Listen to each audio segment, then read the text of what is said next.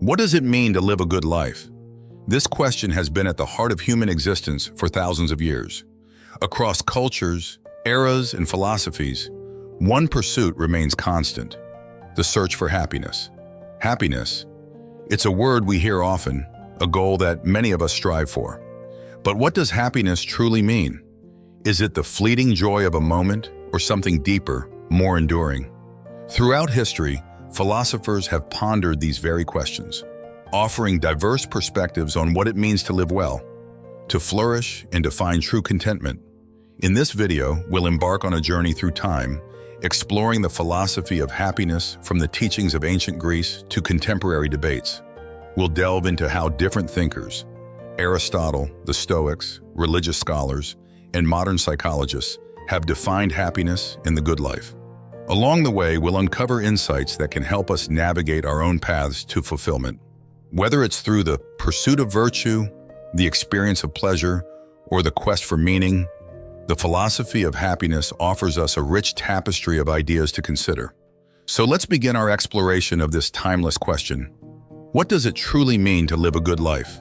Welcome to the philosophy of happiness. To understand the roots of happiness, we begin in ancient Greece, where some of the greatest philosophers laid the foundation for how we think about living a good life. For these thinkers, happiness was not just a passing emotion. It was a state of being, deeply connected to virtue, purpose, and reason.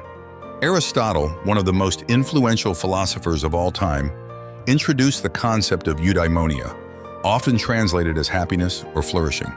But for Aristotle, eudaimonia wasn't about momentary pleasure or superficial joy. It was about achieving one's full potential as a human being.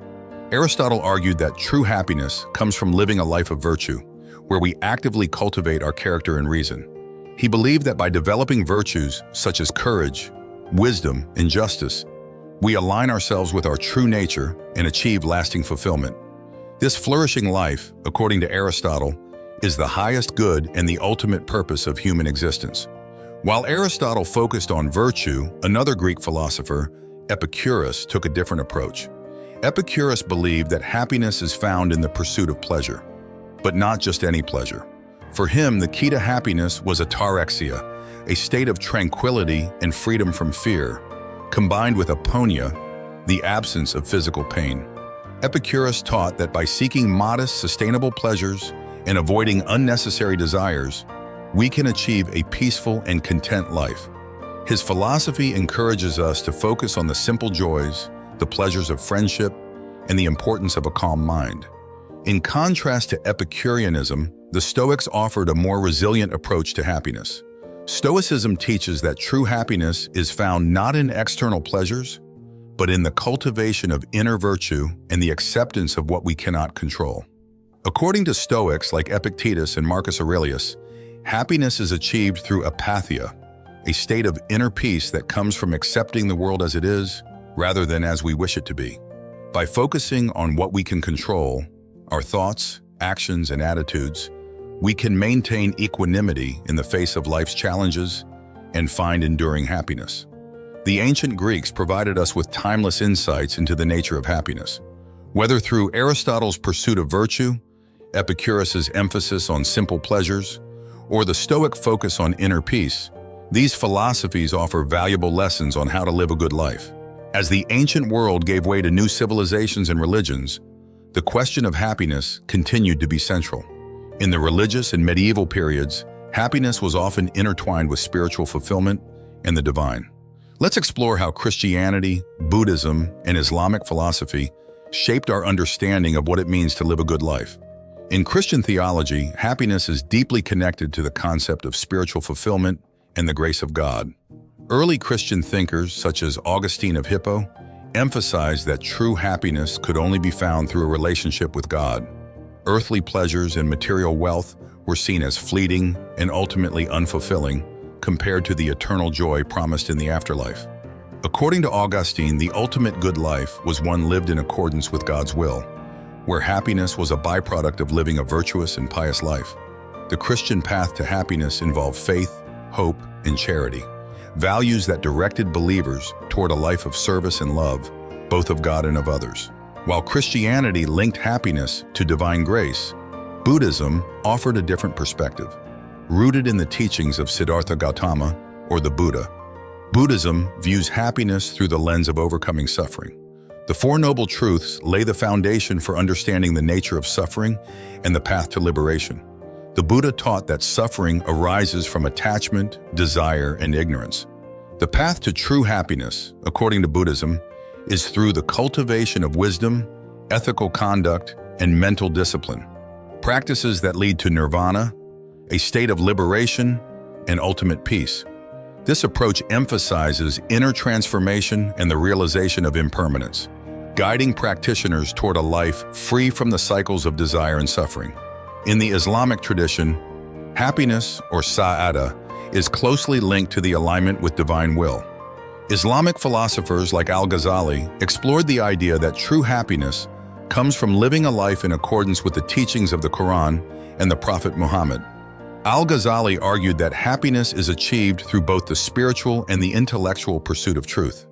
This involves not only fulfilling religious duties, but also engaging in self-reflection and seeking knowledge.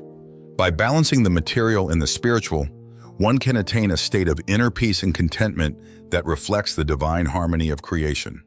Throughout the religious and medieval periods, happiness was often seen as something beyond mere earthly pleasure. Whether through the grace of God, the realization of nirvana, or the alignment with divine will, these traditions offered profound insights into how to live a life of meaning, purpose, and ultimate fulfillment. As the world moved into the modern era, the question of happiness took on new dimensions.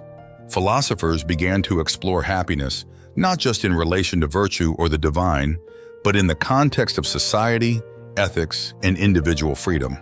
Let's delve into how modern philosophy reshaped our understanding of what it means to live a good life. In the 19th century, utilitarianism emerged as a powerful framework for understanding happiness. Pioneered by philosophers like Jeremy Bentham and John Stuart Mill, utilitarianism is built on a simple yet profound principle: the greatest happiness for the greatest number. Utilitarians argued that actions should be judged by their consequences, specifically by the extent to which they promote happiness and reduce suffering. For Bentham, happiness was a matter of pleasure over pain, a calculus that could, in theory, be applied to every decision we make. Mill refined this idea, introducing the concept of higher and lower pleasures, suggesting that intellectual and moral pleasures are superior to mere physical enjoyment. Utilitarianism continues to influence modern ethics, especially in areas like public policy and moral decision-making, where the goal is to maximize overall happiness and well-being. While utilitarianism focused on the consequences of actions, Immanuel Kant offered a different approach. Kant believed that happiness, while important, should not be the primary guide to moral behavior. Instead, he argued that the good life is one lived in accordance with moral duty, guided by reason and the categorical imperative. For Kant, the worth of an action lies in its intention, not its outcome. He posited that we must act according to universal moral laws, principles that could be applied consistently by everyone, everywhere. While this may not always lead to personal happiness in the traditional sense, Kant believed that a life of integrity, where one acts out of respect for moral law, leads to a deeper, more enduring form of fulfillment. Kant's emphasis on duty and moral integrity challenges us to think beyond our immediate desires and consider the broader implications of our actions for ourselves and others. The 20th century brought existentialism to the forefront, a philosophy that grappled with the challenges of modern life, particularly the search for meaning in a world perceived as indifferent or even absurd. Thinkers like Jean-Paul Sartre and Albert Camus argued that happiness is not something given, but something we must create for ourselves. Sartre famously declared that existence precedes essence, meaning that we are not born with a predetermined purpose or identity. Instead, we are free and burdened to create our own meaning through our choices and actions. For Sartre, happiness comes from embracing this freedom, taking responsibility for our lives, and living authentically, even in the face of uncertainty and despair. Albert Camus, on the other hand, saw life as fundamentally absurd, a struggle between our desire for meaning and the silent, indifferent universe. Yet he argued that we can still find happiness by embracing the absurd and living with defiance and passion. In doing so, we affirm our existence and create a life that, while not necessarily happy in the conventional sense, is rich with meaning and purpose. From the utilitarian pursuit of the greatest good, to Kant's focus on moral duty, and the existentialist quest for meaning, modern philosophy offers us a rich tapestry of ideas about happiness. Each perspective invites us to consider not just how to be happy, but what it means to live a life that is truly good. In recent decades, the study of happiness has expanded beyond philosophy into the realm of psychology and neuroscience. As researchers seek to understand what makes us happy, they've uncovered fascinating insights into the human mind and the factors that contribute to well-being. Let's explore the science of happiness and how it shapes our understanding of a good life. One of the most significant developments in the study of happiness is the field of positive psychology. Pioneered by Martin Seligman in the late 20th century, positive psychology shifts the focus from mental illness to mental well-being. Instead of merely treating what's wrong, this field explores what makes life worth living. Seligman introduced the PERMA model, which outlines 5 key elements of well-being: positive emotion, engagement, relationships, meaning, and accomplishment. According to positive psychology, cultivating these aspects in our lives leads to greater happiness and fulfillment. This approach emphasizes the importance of optimism, resilience, and the strengths that enable us to thrive. Psychological research has repeatedly shown that social connections are one of the most significant predictors of happiness. Studies reveal that strong, supportive relationships contribute to a sense of belonging, reduce stress, and increase overall well-being.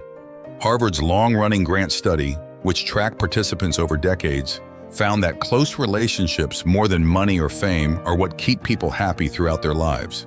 These connections, whether with family, friends, or community, are vital to our emotional health and longevity. Another significant area of research is the role of mindfulness in promoting happiness. Mindfulness, the practice of being present and fully engaged in the moment, has been shown to reduce stress, increase emotional regulation, and enhance overall well-being. Neuroscientific studies reveal that mindfulness practices can actually change the brain.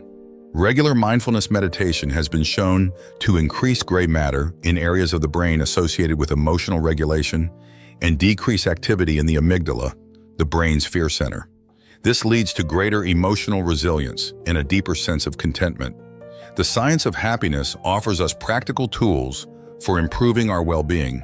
By understanding the psychological and biological factors that contribute to happiness, we can make informed choices that enhance our quality of life and bring us closer to living a truly good life. In our rapidly changing world, the concept of happiness has become a central theme in contemporary philosophical debates. Philosophers today grapple with questions about the nature of happiness, its relationship to ethics, and the role of society in fostering well-being. Let's explore some of the key debates that shape how we understand happiness in the 21st century. One of the most prominent debates in contemporary philosophy is the relationship between happiness and consumerism. In a world driven by material success and consumption, many philosophers question whether the pursuit of more wealth, more possessions, more status, actually leads to greater happiness.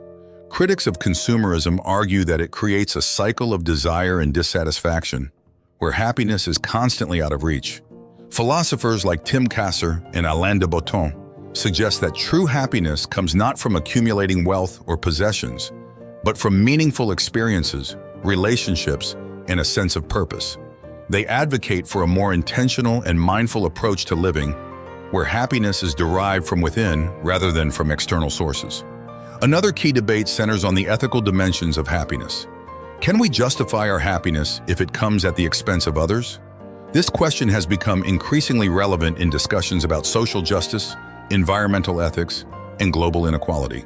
Philosophers like Peter Singer and Martha Nussbaum argue that true happiness cannot be separated from ethical considerations. According to Singer's principle of effective altruism, we have a moral obligation to use our resources to reduce suffering and increase happiness for the greatest number of people. Nussbaum, on the other hand, emphasizes the importance of capabilities, ensuring that everyone has the opportunity to achieve well-being, not just a privileged few. These debates challenge us to think about the broader impact of our pursuit of happiness, encouraging a more ethical and inclusive approach to living a good life. Contemporary philosophers also debate the role of society in shaping happiness. Should we prioritize collective well-being, or should individual freedom and personal happiness take precedence? In countries like Denmark and Finland, where happiness surveys consistently rank them among the happiest nations, there's a strong emphasis on social support, equality, and collective well-being. Philosophers like Amartya Sen and Richard Layard argue that a just and equitable society is essential for fostering happiness, and that policies should be designed to reduce inequality and promote social cohesion. However, others argue that true happiness can only be achieved through personal freedom and individual responsibility. They caution against the dangers of too much state intervention, advocating for a balance where individuals are free to pursue their own version of the good life, with society providing a supportive but not intrusive framework. As we navigate these contemporary debates, we are reminded that the question of happiness is as complex as ever. Whether through ethical living, mindful consumption, or building just societies, the pursuit of happiness continues to be a central concern in our quest to live a good life. As we draw this journey to a close, we're left with the age-old question, what does it mean to live a good life? Philosophers across time, from ancient Greece to the modern day, have grappled with this profound question, offering us diverse perspectives on happiness, virtue, and meaning. From the virtue ethics of Aristotle, who believed that living a good life means cultivating virtues and achieving eudaimonia, to Kant's emphasis on moral duty and integrity, we've seen how different philosophies offer unique answers. The existentialists challenge us to create our own meaning in a seemingly indifferent world, while modern psychological research provides us with tools to enhance our well-being. Today, the quest for a good life continues to evolve. We live in a world where we're constantly bombarded with messages about what should make us happy, whether it's material success, social recognition, or personal freedom. Yet the wisdom of philosophy reminds us that true happiness often lies in the simple, enduring aspects of life: meaningful relationships, a sense of purpose, and living in harmony with our values. So what does it mean to live a good life? Perhaps there is no one answer. It may be as simple as finding joy in the present moment, as challenging as standing by our principles, or as profound as contributing to something greater than ourselves. In the end, the journey to a good life is deeply personal, shaped by our choices, our relationships, and our pursuit of meaning. As we continue on our own paths, may we find wisdom in the lessons of philosophy, and may we each discover our own way to live a truly good life.